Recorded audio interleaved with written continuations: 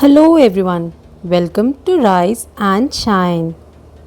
I hope you all must be taking good care of your health. ये aloe vera gel है। अच्छा ठीक है, निकालो निकालो, कैसे निकालते हो आप? As you all can see, that Arad is trying to take out the gel from these aloe vera leaves. You all must be wondering why this little kid is trying to extract this gel.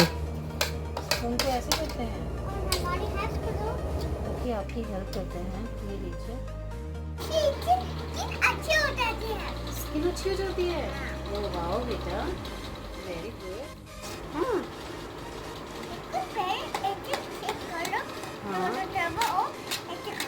अच्छा ठीक है, दोनों तरफ से इसे break करते हैं। Aloe vera gel is widely known to relieve sunburn and help heal wounds.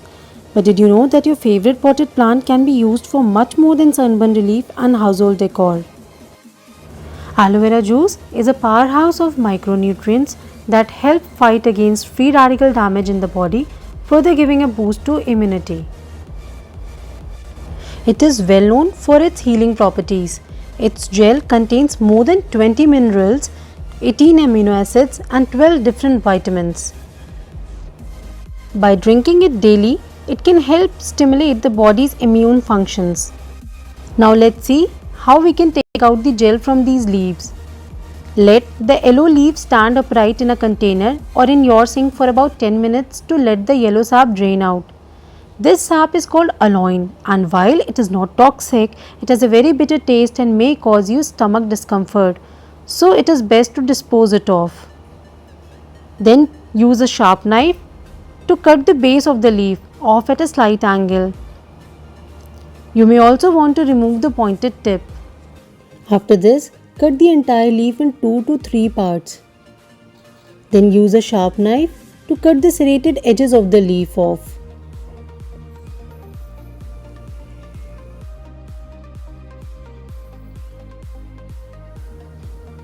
Now, remove the thin outer layer from the leaf, revealing the clear jelly-like substance inside.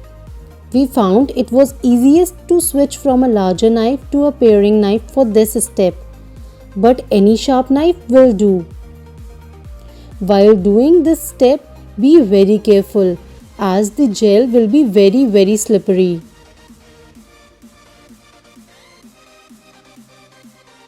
For easy storage, you can place them in an airtight container in the refrigerator, or either you can take out the gel from it. If you want to store it in the gel form, with the help of a spoon, carefully scoop out the pulp and collect it in a bowl. Avoid scraping the yellowish part of the pulp as it contains toxins.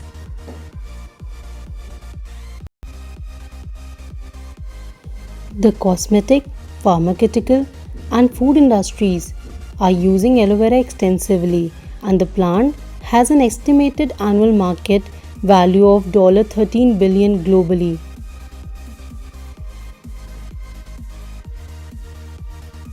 There have been many studies conducted worldwide which proves that aloe vera gel reduces dental plaque. It helps in treating the canker sores.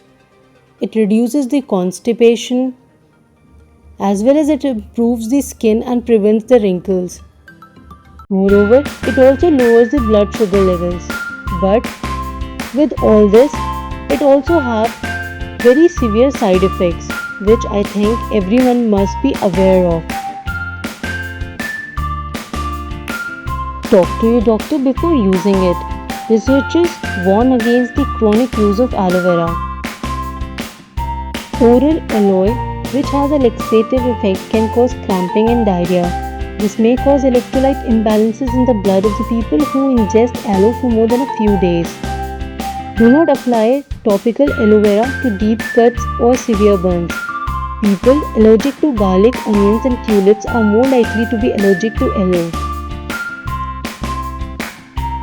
High doses of oral aloe are dangerous. Don't take oral aloe if you have intestinal problems, heart diseases, hemorrhoids, kidney problems, diabetes, or electrolyte imbalances. If you take any drug regularly, talk to your doctor before you start using aloe supplements. They could interact with medicines and supplements like diabetes drugs, heart drugs, laxatives, and steroids. The oral use of aloe vera gel may also block the absorption of medicines taken at the same time. So be very careful before consuming aloe vera gel.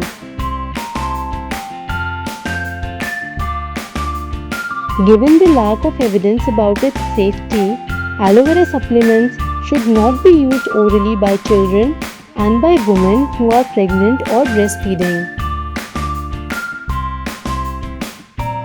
In case of children, aloe gel is safe when applied to the skin, but consuming aloe latex and aloe leaf extracts may be possibly unsafe for them.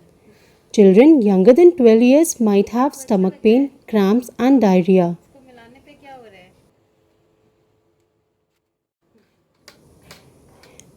If you're wondering is aloe vera juice is safe for infants, well, you may use aloe vera juice to wash your baby's hair. The scoop gel can be blended with some water and used as a shampoo to wash your munchkin's hair. This juice is not only effective in keeping the pH balance of your baby's scalp, but it also makes your baby's hair soft and shiny. यहाँ पे अच्छा अच्छा skin अच्छी हो जाती है और face में नहीं लगाओगे By this time, we have collected the aloe vera gel in these containers, and Aradhya have already started playing with this. ये कौन सी आइसक्रीम है अभी एलोवेरा की आइसक्रीम होती है क्या अच्छा हमें तो पता नहीं था एलोवेरा की भी आइसक्रीम होती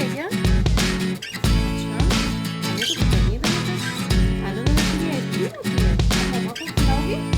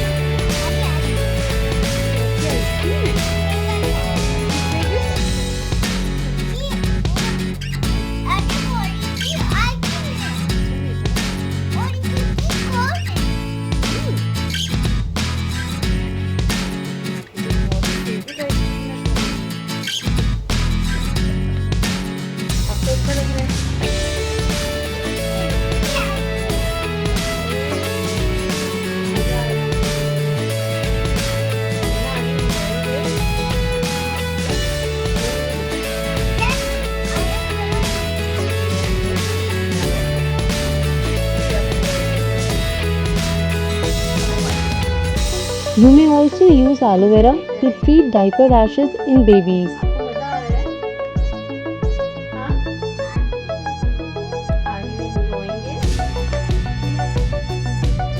Now let's see how we are going to store this gel for a longer period of time. Blend it in a jar for about 4 seconds. Pour your aloe vera gel into a plastic container.